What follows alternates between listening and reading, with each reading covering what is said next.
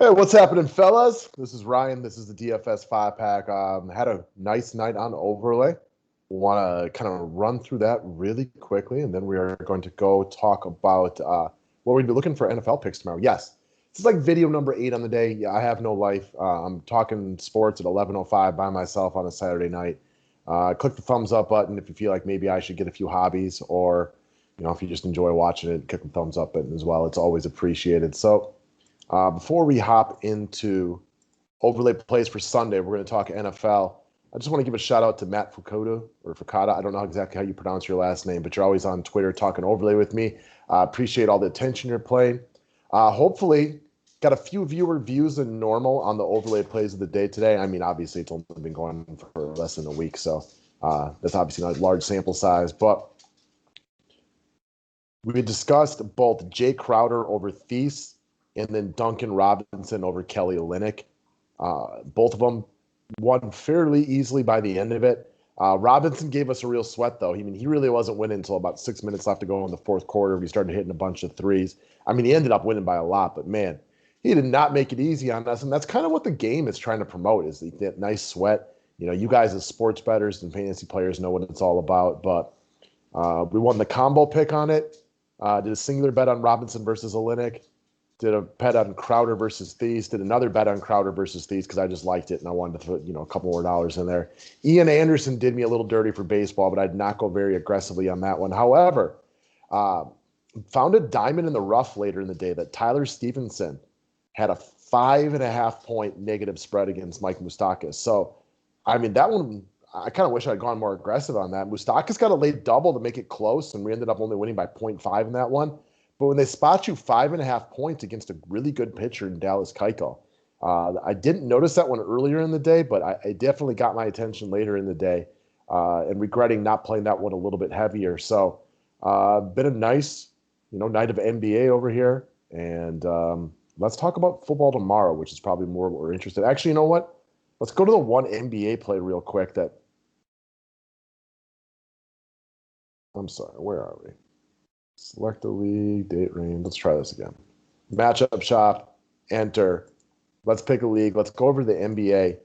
I don't cover the NBA on Sundays. The one that's got me intrigued right down here is LeBron James versus JaVale McGee. Yeah, you got to spot 21 points. But wouldn't you almost feel comfortable spotting 30? That almost seems too low to me.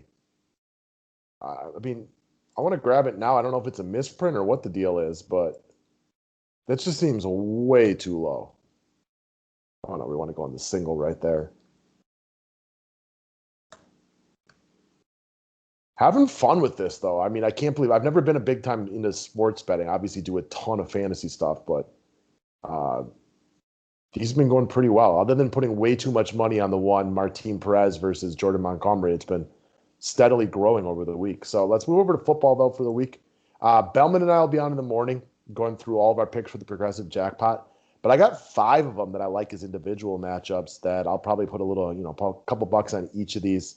You got ones like I like Rodgers at the -2 over Stafford and stuff like that. But the main ones I'm going to be looking at, I like Brady at -2 over Bridgewater as well. And I like Roethlisberger at -3 over Drew Lock. However, I don't think those are my favorites. I'm just going to start right here with Phillip Rivers. It's an even pick 'em right here versus Kirk Cousins. I like that one a lot. Give me Rivers over Cousins, no doubt about it. I think Minnesota's passing game, from an offensive perspective, is going to struggle a little bit this year. Without Diggs out there to take the top off and you're dealing with a rookie wide receiver early on, until he gets up and running, I definitely think that the pass game in Minnesota is going to struggle. They were able to put up some yards last week in the fourth quarter against my Packers, but that's when there was, a multiple touchdown discrepancy. Packers sat back, killed the clock a little bit. Cousins took some riskier throws that happened to work out.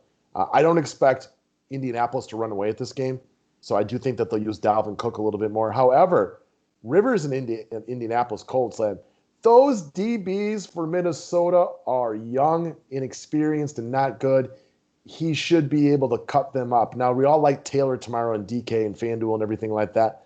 However, I don't think they're just going to give Taylor 25 catches. I think Minnesota is more vulnerable to pass this year. So I like Phillip Rivers I like Phillip Rivers, a good amount. All right, right below that, Josh Allen with only a 1.5 point. You only got to spot him a 1.5 against Ryan Fitzpatrick. I mean, that's easy peasy for me. Give me Josh Allen, no questions about it. He might beat Fitzpatrick on rushing yards and rushing TDs alone. I like that one a lot.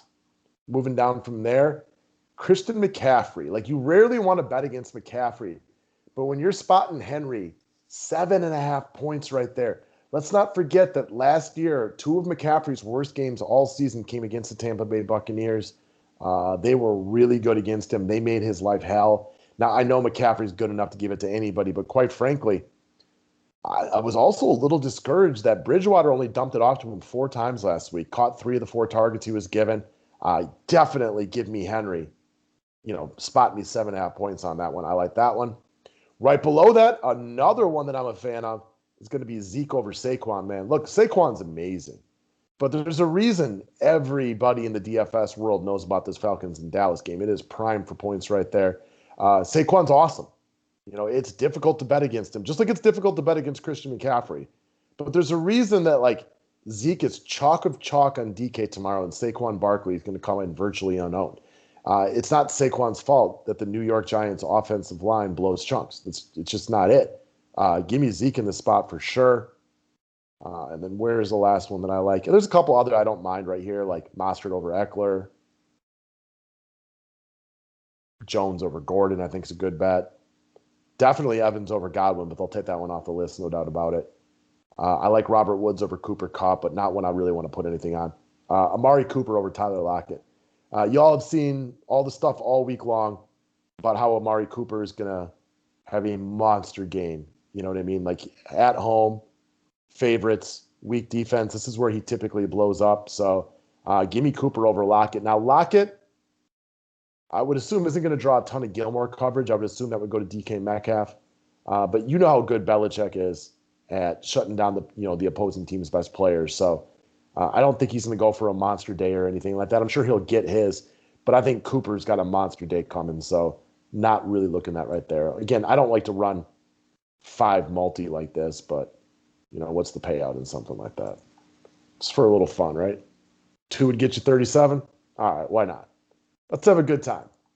We'll come back and set our individual matchups in the morning, but that'll be a little fun, right? So that's overlay, guys. We'll be back in the morning to go through. Both of us will run through the progressive jackpot. If you haven't played on here yet, you can see the jackpots all over the place here. This $22 one's got almost a $12,000 jackpot if you're able to go 12-0.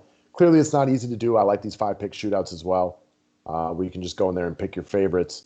So for like that, I can come in here and do that. And we'll detail that more in the morning. Best of luck to everybody on Sunday and all your DFS and fantasy endeavors. Have a great night or a great morning.